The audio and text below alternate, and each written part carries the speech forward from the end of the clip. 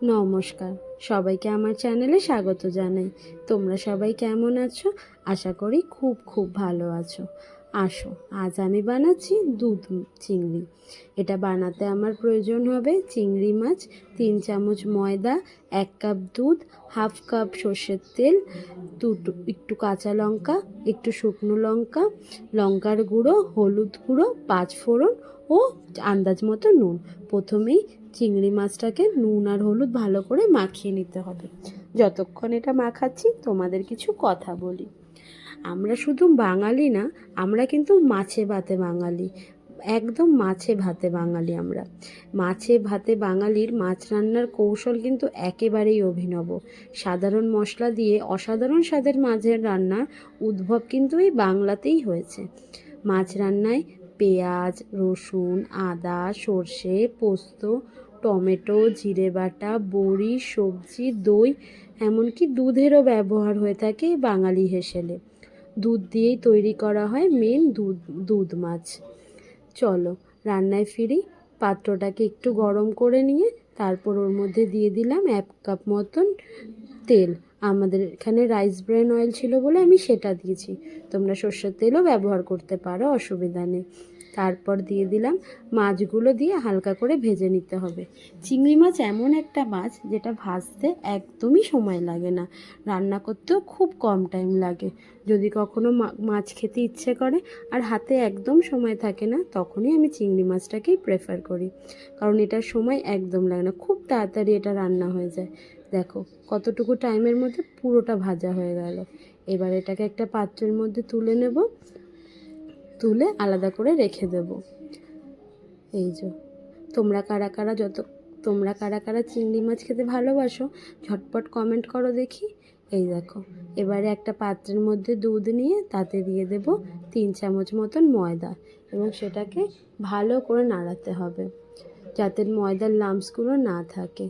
ময়দার মধ্যে যখনই দুধটা দেবে তখনই কিন্তু লাম্পস হয়ে যাবে, তার জন্য ভালো করে নাড়িয়ে নাড়িয়ে লাম্পসগুলোকে ফাটিয়ে নিতে হবে। এই দেখো, এবার আমি দিয়ে দিলাম হাফ চামচ মতন লঙ্কার গুঁড়ো। এই যে ভালো করে লাম্পসগুলো ফাটিয়ে নিচ্ছি। বাংলা এই সাবেকি ফিউশন রান্নার কথা যখনই ওঠে তখনই কিন্তু আমাদের মাথায় প্রথম আসে জোড়াসাঁকোর ঠাকুরবাড়ির রান্না।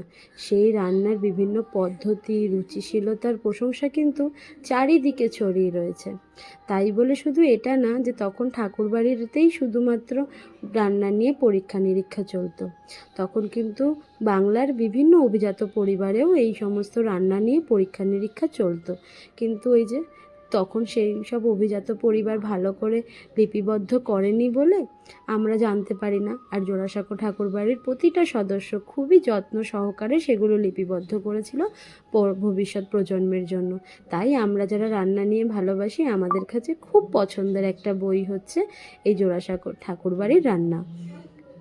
এবারে তেলটার মধ্যে 5 ফোড়ন আর লঙ্কা দিয়ে দিলাম, এবং কিছুক্ষণ নাড়িয়ে নিয়ে তার মধ্যে দিয়ে দিচ্ছি এক এক করে 5টা মাছ। আমি 5খানা মাছ নিয়েছি, সেই অনুযায়ী ইনগ্রেডিয়েন্টসগুলো বলেছি।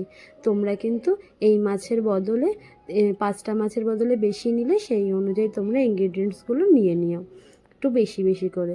একটু বেশিক্ষণ নাড়িয়ে নিয়ে বললাম, এরপরে দিয়ে দেব আমাদের পরের উপকরণ দুধ মাছ বলছি, পরের উপকরণ দুধটা। এই দুধটা আমি দিয়ে দেব, এটা পুরোটা দিয়ে দেব, ভালো করে দিয়ে দেবে। তারপর এটা কিছুক্ষণ নাড়াতে হবে। এটা দেওয়ার পরপরই কিন্তু এটা পুরোটা টেনে নেবে, প্রায় শুকিয়ে শুকিয়ে যাবে। তখন এর মধ্যে তোমাদের কিছুক্ষণ অন্তর অন্তর প্রায় 1 কাপ মতো জল অ্যাড করতে হবে। তোমরা যদি এটা ভাত দিয়ে খেতে চাও তাহলে পরে আরেকটু তোমরা গ্রেভি গ্রেভি রেখো, নয়তো ঝোল ঝোল না হলে খেতে পারবে না।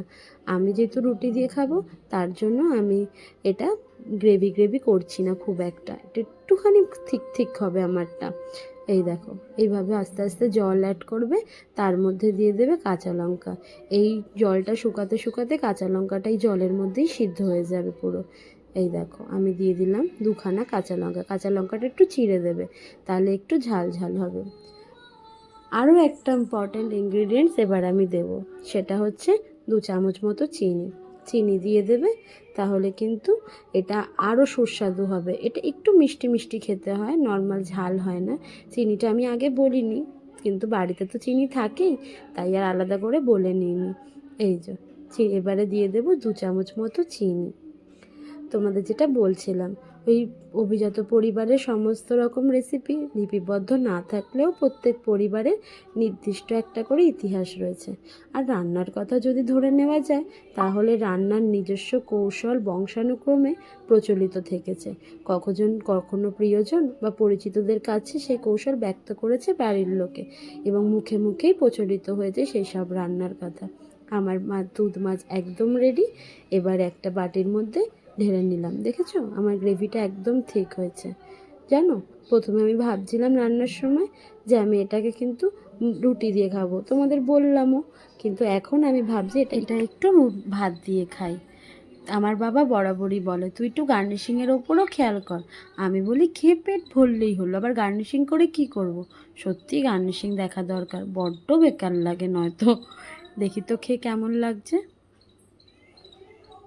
সত্যি খুব সুন্দর লাগছে গো খেতে। এবার একটু ভাতের সাথে বেড়ে নিই। এতক্ষণ যখন তোমরা সঙ্গে ছিলে, ভিডিওটা কেমন লাগলো কমেন্ট করে জানিও। ভালো লাগলে লাইক করো আর চ্যানেলটাকে সাবস্ক্রাইব করে দিও। অসংখ্য ধন্যবাদ তোমাদের প্রত্যেকটা মানুষকে।